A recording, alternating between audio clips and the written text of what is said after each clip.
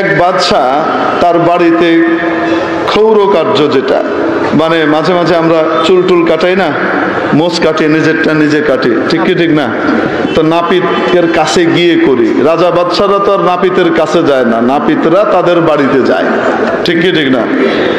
তো একদিন নাপিত এসেছে, বাদশা এক একদিন এক এক জায়গায় উনি ওনার যেখানে মন চায় সেখানে উনি কি করেন, ক্ষৌর কার্য সম্পন্ন করান। তো নাপিত কাজ করতেছে, মাথার চুল টুল ঠিক করতেছে, মোস্টুস ঠিক করতেছে। এরই ভিতরে হঠাৎ নাপিত বলে, বাদশা নামদার, জি বলো, একটা গুরুত্বপূর্ণ কথা যদি আপনি ভালো মনে করেন। হ্যাঁ বলো। আপনার তো একটা মেয়ে আছে, রাজকন্যা, একমাত্র রাজকন্যা। তো বাদশা বলেন, হ্যাঁ আছে। তো বিয়ে শাদীর বয়স তো হয়েছে? বলে হ্যাঁ তা তো হয়েছে। তো বিয়ে শাদী দিবেন না? বলে হ্যাঁ দিব। তো আমার কাছে একটা অত্যন্ত উপযুক্ত যোগ্য পাত্র আছে, এরকম পাত্র পৃথিবীতে খুঁজে পাওয়া মেলা ভার। তো বাদশা বললেন, বলো কে সে পাত্র? বলে আমার ছেলেটা। নাইত্যা কয়, কার কথা? আমার ছেলেটার সাথে আপনার মেয়েটা বিয়ে দিলে খুব ভালো মানাবে।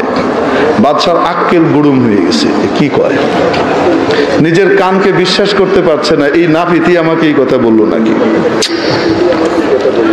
তো যাই হোক, বাদশা যারা হন তারা তো অত্যন্ত ধৈর্যশীল হন, নিজেকে নিয়ন্ত্রণ করতে পারেন, কঠিন ভাবে কন্ট্রোল করতে পারেন। তো উনি কিছু বলেন নাই, শুনে থেকেছেন। নাপিত চলে গেছে, মন্ত্রীকে ডেকে বলছে, নাইত্যার ঘরের নাইত্যার এত বড় সাহস কই থেকে হইল, সে আমার ছেলের, আমার মেয়ের সাথে তার পোলার বিয়ের প্রস্তাব দেয়, এটা কেমনে হইল?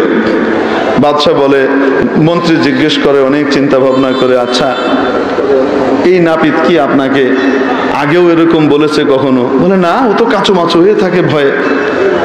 আচ্ছা, আগামী সপ্তাহে আবার ওখানে আপনি করেন তো, যেখানে এইবার করেছিলেন, দেখেন তো কি বলে সে।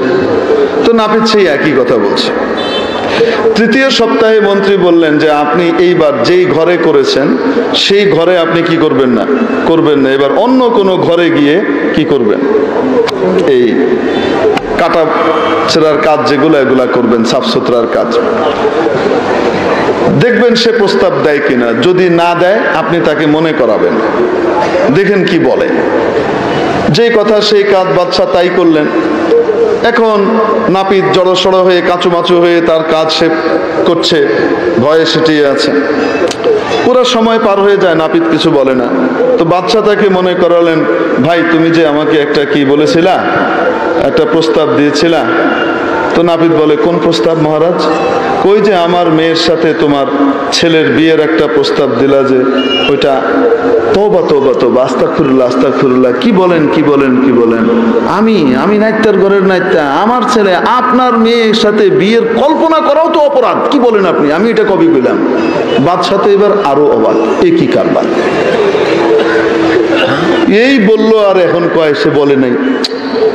মন্ত্রীকে রিপোর্ট করার পরে মন্ত্রী বলতেছে, মহারাজ আগামী সপ্তাহে আগে যেখানে করছিলেন সেখানে আবার করেন তো, দেখেন তো কয় কিনা। আবার করার পরে এইবার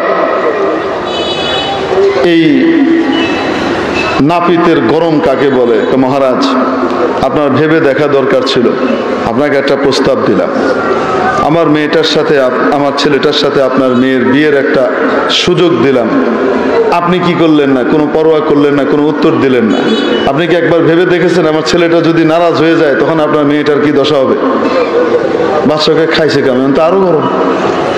তো বেরোয় গিয়ে মন্ত্রীকে বলে, আজকে তো এই কইছে। মন্ত্রীকে, মহারাজ একটু অপেক্ষা করেন, খারাপ। তো তাড়াতাড়ি খন্তা শাবল টাবল দিয়ে লোক আনাইছে, আনায় কইছে এই ঘর খোঁড়।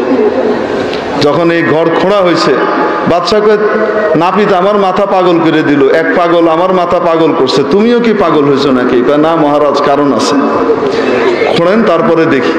খোঁড়ার পরে দেখা গেল নিচে বিশাল গুপ্তধনের ভান্ডার, সোনা দিয়ে ভর্তি। এখন রাজাকে বলতেছে মন্ত্রী রাজামশাই, ওই যে নাপিত বলেছে, নাপিত নিজের কথা বলে নাই, ও বেয়াদব না, আসলে এখানে যে টাকা আছে না, এই টাকার গরম, এই অর্থের গরম সে সহ্য করতে পারে নাই, ওইটা মুখ থেকে বেরোইছে।